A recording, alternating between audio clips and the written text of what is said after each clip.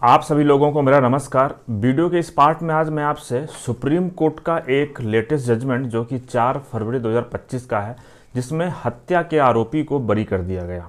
और बरी करने की वजह क्या थी आप इस वीडियो में जानेंगे, और कौन सा कानून है कि जिसके आधार पर सुप्रीम कोर्ट ने आरोपी को बरी किया, जबकि सेशन कोर्ट ने आरोपी को आजीवन कारावास की सज़ा सुनाई थी। हाई कोर्ट में अपील की गई, हाई कोर्ट ने सेशन कोर्ट के फैसले को यथावत रखा कि कोई कमी नहीं है, लेकिन जब सुप्रीम कोर्ट के पास मामला पहुंचा तो सुप्रीम कोर्ट ने आरोपी को बरी कर दिया। इस मामले को आप समझिएगा, और अगर आपका भी मामला कुछ ऐसा है तो इस केस के जो लीगल पॉइंट हैं उनको आप भी रेज कर सकते हैं अपने केस में, और आप भी कोर्ट से रिक्वेस्ट कर सकते हैं कि आपको इस आधार पर बरी किया जाना चाहिए। साथियों, केस का नाम है रामू अप्पा वर्सेस स्टेट ऑफ महाराष्ट्र। इस केस की कहानी कुछ ऐसी है कि रामू अप्पा जो इस केस में आरोपी है वो अपनी पार्टनर के साथ लिव इन में रहता था, जिसका नाम था मांडा।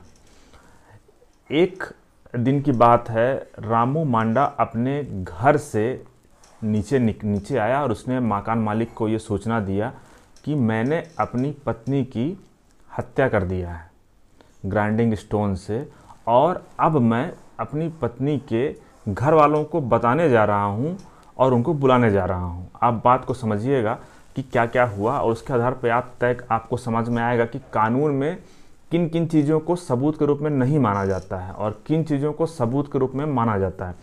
तो सबसे पहले रामू जहाँ रहता था, अपने मकान मालिक को उसने सूचना दिया कि मैंने अपनी पत्नी की हत्या कर दिया है ग्राइंडिंग स्टोन से, और अब मैं अपनी पत्नी के परिवार वालों को जा रहा हूँ बुलाने।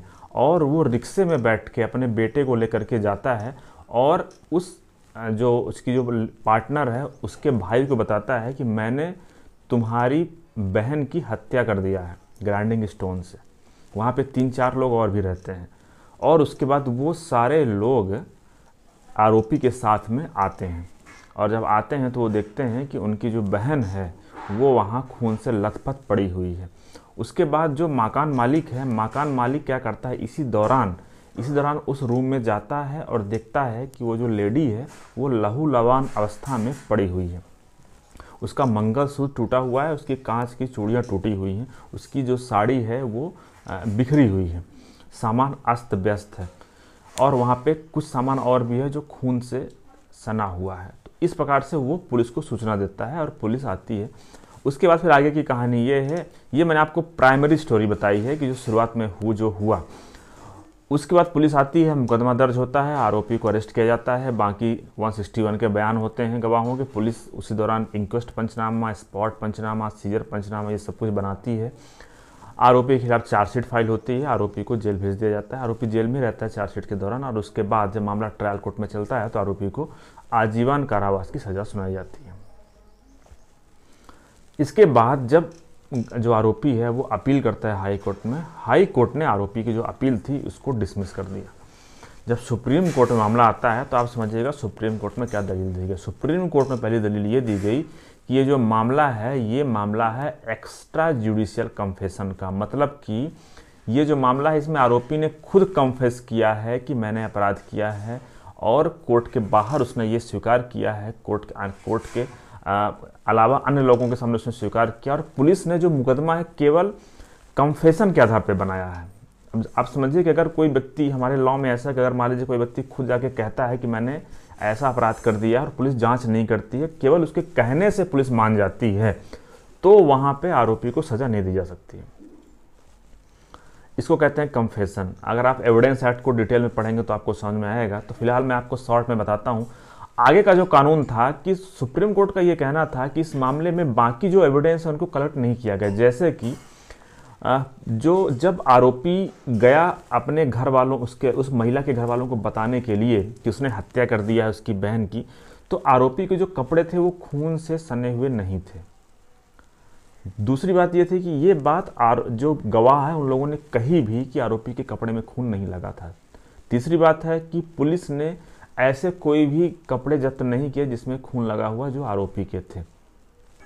चौथी बात यह है कि जहां कहीं जो ग्राइंडिंग स्टोन था पुलिस ने उसको भी जब्त नहीं किया था जिसमें कि खून लगा हुआ था। इसके अलावा आरोपी के कब्जे से पुलिस ने ऐसी कोई भी चीज़ कोई जब्त नहीं किया जिसमें कि खून लगा हुआ हो और वो जो खून है वो उस लेडी का हो। इसके अलावा पुलिस ने यहाँ पे जो आरोपी का जो एक्ट है, कोर्ट का ये कहना था कि आरोपी का जो एक्ट है वो भी देखा जाता है, लेकिन यहाँ पे जो आरोपी का जो एक्ट है कुछ ऐसा है कि आरोपी हत्या करने के बाद खुद जाके बताता है मकान मालिक को, और खुद रिक्शे में जाता है और बताता है उसके भाई को। और जब गवाहों से पूछा जाता है कि तो क्या उसका जो स्टेट ऑफ माइंड था, उसकी जो मानसिक अवस्था थी सही थी, तो एक गवाह नंबर 3 है, विटनेस नंबर 3 ने ये कहा कि आरोपी की मानसिक अवस्था सही नहीं लग रही थी। कोर्ट ने आरोपी का जो रिएक्शन है इस इंसिडेंट के बाद उसको भी नोटिस किया। तो इस प्रकार से कोर्ट ने ये पाया कि जो एविडेंस हैं, पहली बात तो पुलिस जो एक्स्ट्रा जुडिशियल कन्फेशन होता है, आरोपी जहाँ खुद स्वीकार कर रहा है कि उसने मर्डर किया, ये एक वीक काइंड का सबूत होता है। अगर कोई सर्कमस्टेंशियल एविडेंस है, जहाँ पुलिस सर्कमस्टेंशियल एविडेंस के आधार पर किसी को आरोपी बना रही है, तो केवल कन्फेशन को ही आधार मान के किसी को सज़ा नहीं दी जा सकती है। उसके अलावा अन्य जो सपोर्टिंग एविडेंस हैं वो होने चाहिए, तब जाके ये कहा जाएगा कि जो कन्फेशन है या फिर जो सबूत हैं इकट्ठा किए गए आरोपी के खिलाफ वो कंक्लूसिव टाइप के एविडेंस हैं, जिसके आधार पर यह निष्कर्ष निकाला जा सकता है कि आरोपी ने ही हत्या किया है। यहाँ पे ना तो जब्ती हुई है इस प्रकार से, ना तो ऐसा कोई खून से सने हुए कपड़े थे। आरोपी का जो बिहेवियर था वो भी कुछ एबनॉर्मल टाइप का था, उसका जो स्टेट ऑफ माइंड था वो भी सही नहीं था। इसके अलावा गवाहों ने जब इस कोर्ट में समक्ष जो बयान दिया, उनके बयानों में भी कुछ भिन्नता थी। जैसा कि उन्होंने ये बताया कि आरोपी जब मेरे पास आया तो आरोपी ने बताया कि मैंने ग्राइंडिंग स्टोन से उसकी हत्या किया है, लेकिन जो उनका 161 का स्टेटमेंट था गवाहों का, उन्होंने उसमें ये बात नहीं बताई थी पुलिस को। तो इस प्रकार से गवाहों के बयानों में भी कुछ भिन्नता थी। तो इस प्रकार से कोर्ट ने कहा कि पुलिस ने ये वास्तव में जांच नहीं किया कि उसकी हत्या का क्या कारण था और क्यों। हाँ, हत्या का कारण ये था कि उसका इलिसिट रिलेशन था उस व्यक्ति का किसी अन्य से, लेकिन पुलिस ने उस संदर्भ में कोई जाँच नहीं किया और पुलिस ने बाकी अन्य सबूतों को इकट्ठा नहीं किया जिसके आधार पर कहा जा सकता है कि इस व्यक्ति ने ही इसकी हत्या किया है। और इसके बाद सुप्रीम कोर्ट ने आरोपी को लगभग 20 साल के बाद इस मामले से बरी कर दिया। मुझे उम्मीद है कि आप समझ गए होंगे। अगर आपका मुकदमा कुछ ऐसा है तो आप भी इन ग्राउंड्स को रेज कर सकते हैं अपने मुकदमे में और कोर्ट से इस आधार पर दलील से दे सकते हैं कि जिस प्रकार से आरोपी को बरी किया गया है आपके केस में भी बरी किया जाए अगर व्यक्ति निर्दोष है तो। धन्यवाद।